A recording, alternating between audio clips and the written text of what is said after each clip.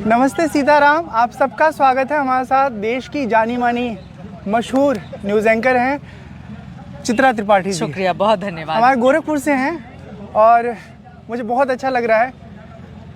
जब जब इन्हें देखता हूं तो मन खुश हो जाता है। और खुशी के वाला वीडियो तो आपका बहुत वायरल हो गया था, बहुत। जो आपने क्लिक किया था। हाँ, और फिर आपने डिलीट क्यों कर दिया था? थोड़ा डर गया था। लोग कई बार अनपढ़ों की तरह टिप्पणी कर देते हैं। क्या बोल रहे थे? वो कह रहे थे कि एक साधु को इस तरह की बातचीत में नहीं जाना चाहिए, लेकिन मेरा मानना है वो मेरा अतीत था ना। विद्यार्थी जीवन में किसके मन में आकर्षण नहीं होता? कोई भी साधु हो उसको झूठ तो नहीं बोलना चाहिए। नहीं बोलना चाहिए। तो आपने क्यों नहीं लिखा आप डिलीट करने? कोई साधु कैसे डर सकता है लोगों की टिप्पणी से? दुनिया से थोड़ा डरना पड़ता है। आप डरेंगे तो फिर कैसे चलेगा, बताइए। अच्छा, आप कैसी है बताइए? मैं एकदम बढ़िया, अच्छी।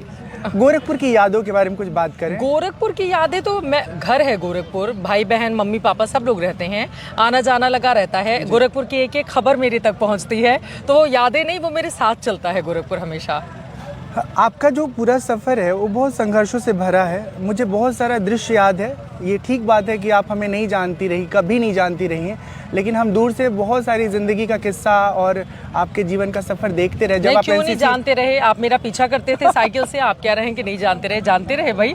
जब मैं बताइए अपनी कहानी, खुद ही बता दीजिए। जो डिलीट करना पड़ा था आपको? मैं जो है जेडी में था। हाँ, जूनियर डिवीजन में। और आप एसडी सीनियर में NCC, मतलब हाँ। उसमें मिला था बीए वाला सीनियर जो होता है, तो करीब 3 साल का फासला था। बट लड़कियों की उम्र पता नहीं चलती। चित्रा जी आई और हमारा 44 बटालियन था। हम एक साथ कई बार परेड करने का आसपास वातावरण पाते थे। तो जब ये परेड करके निकली तो उसी समय मैंने सोच लिया था कि आज मैं फॉलो करूँगा कि ये देखते हैं किस तरफ रहती हैं, कहाँ जाती हैं। जब आपने चलना शुरू किया तो पीछे पीछे हम चले, और जैसे ही आपने ना विश्वविद्यालय के प्रवेश मार्ग से परिसर में प्रवेश किया, हाँ।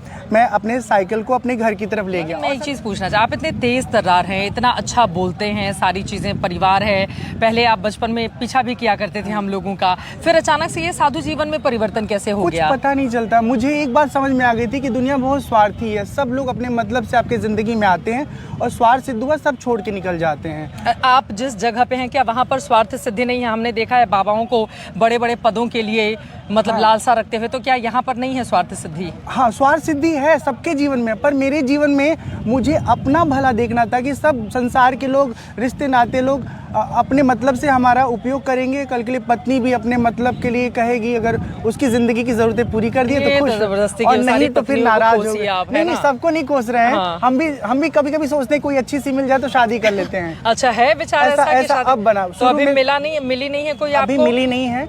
और अपने जानने वालों से मैंने कह रखा कि मुझे 2 ही पसंद है, एक तो IAS IPS और दूसरे जो है म्यूजिशियन।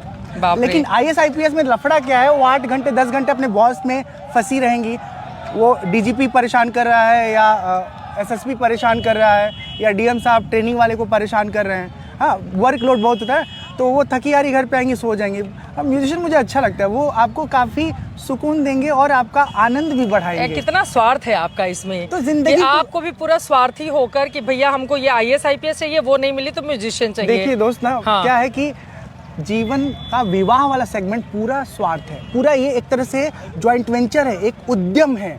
अगर तालमेल के साथ समझ दोनों का ठीक नहीं मिलता है तो जिंदगी के सफर में बहुत तो कब शादी करने जा रहे हैं आप? अब ये तय नहीं है, अभी कोई मिली नहीं है। बस इस कुंभ में सोच रहा हूँ कोई मिल जाए।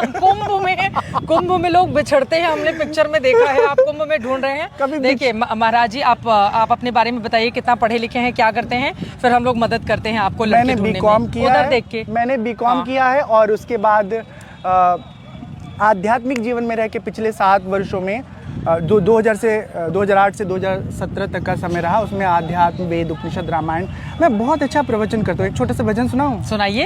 अरे मना समझ समझ पग धरिए, हो अरे मना समझ समझ पग धरिए, अरे मन इस जग में नहीं अपना कोई, परछाई सो डरिए, अरे मन समझ समझ पग धरी। मैंने आपके बहुत सारे वीडियोस देखे हैं जिसमें आप भजन सुनाते हैं, लोग बड़ी तल्लीनता से सुनते हैं, बहुत अच्छा गाते हैं। मुझे जानती है, आप बताइए शादी करना चाहिए नहीं करना चाहिए? मैं कौन होती हूँ ये बताने वाली? करना चाहिए नहीं करना चाहिए आप सबका व्यक्तिगत मामला है। करे मन हो तो करे, नहीं मन हो तो नहीं करे। ये लगता है कि शादी करने के बाद वैराग्य और बढ़ गया। वैराग्य किस चीज से? परिवार से? परिवार से, दुनिया से, विषय वासना। नहीं, फिर आप दूसरी लड़की की जिंदगी खराब करेंगे अगर आपके मन में पहले से इस तरह के विचार हैं तो। बीच में ऐसे द्वंद में फंसा ना कि 15 साल जो व्यक्ति अकेला जीवन जी चुका है, क्या वो किसी के साथ जी आपकी कितनी उम्र है? 37 रन कर रहा है। 37 नहीं तो आप सोच समझ के ऐसा नहीं हो, मतलब ये तो किसी और का जीवन नहीं खराब बस इसी दुविधा में पड़े हैं। गंगा मैया से प्रार्थना किया तो विरक्त बना दो, गंगा मैया प्लीज या तो बाबा जी आसक्त को बना। आप एक अच्छी सी इनके मन मुताबिक लड़की प्रदान करें, हम लोग ये कामना करते हैं, ठीक है, ताकि इनको फिर किसी और का पीछा नहीं करना पड़े। खैर वो बहुत पुरानी बात है। पीछा बताऊं आपको, सच में हम किसी का पीछा नहीं करते। मेरे फोन का कोई भी एक्सेस ले सकता है कभी भी, 24/7 मैं व्हाट्सएप लिंक कर सकता हूँ। हाँ। ऐसा कुछ मैंने घाल में नहीं रखा। 15 साल अकेले जी रहा हूँ। अच्छा। कोई दिक्कत नहीं है। कैरेक्टर वाइज सब कुछ बहुत अच्छा है। मैं जानती हूँ आपको भैया, बस बहुत ये है प्यारे कि हैं, मैं अच्छे थोड़ा इंसान हैं। हंसमुख हूँ, खुले मन का हूँ। मुझे लगता है ना कि जैसे मैं आपसे मिलकर बात कर रहा हूँ, ठीक है, किसी और का बोली अच्छा लगा, गाना अच्छा लगा, कुछ भी क्रिएटिविटी पसंद आई, आप खुल करके खुले आसमान में बतिया रहे हो। आपकी पत्नी जो फुसुर फुसुर जल रही है कि देखो हमको छोड़ के उनसे बतियाया जा रहा है। भगवान मतलब आप मैं एक बस बात खत्म करता हूँ। क्या है ना कि हमारे समाज में एक बहुत बड़ी एक ट्रेजेडी है कि हम विवाह करके ना लोगों को कैद करना चाहते हैं। कैद नहीं करना चाहिए। शादी करो और खुली जिंदगी उसे दो, खुला जीवन जियो। विवाह के बारे में मतलब मुझे लगता है कि हर समय बदलते उसके साथ उसका अलग अलग स्वरूप आता है, तो मुझे लगता है कि जो जिसमें सुविधाजनक है उसको वैसा कर लेना चाहिए, है ना। लेकिन ये भी सच्चाई है कि सनातन धर्म में विवाह का अपना एक महत्व है और उसको इग्नोर नहीं करना चाहिए। लेकिन हमको सबसे बड़ा बात ये लग रहा है ना कि विवाह कर लेने से कैरेक्टर डिस्प्यूट वाला मामला खत्म हो जाएगा। नहीं, सिंगल कैरेक्टर ऐसा है कि अगर आप सिंगल है ना 60 उम्र में। नहीं, मैं आपको बताऊं, अगर हम लोग इस तरह की बातें करेंगे, आप तो खैर खुद ही उससे आते हैं, आप बाबा हैं इतने बड़े, डिजिटल बाबा हैं। मुझे ऐसा लगता है कि हम लोगों के हम जिस संसार में रहते हैं या जिस सनातन धर्म को लेकर आगे बढ़ते हैं वो बहुत बड़ा है और वहाँ पर एक दो साधु सन्यासी नहीं है, वहाँ पर आपको लाखों साधु सन्यासी मिलेंगे और उन लाखों लोगों में से न जाने इतने कैसे होंगे जिसको हम लोग कभी जानते भी नहीं होंगे, लेकिन उनकी अपनी श्रद्धा है, अपनी कामना है, सनातन धर्म के लिए अपनी लड़ाई है, वो बहुत लंबे समय से उसके लिए संघर्ष कर रहे हैं।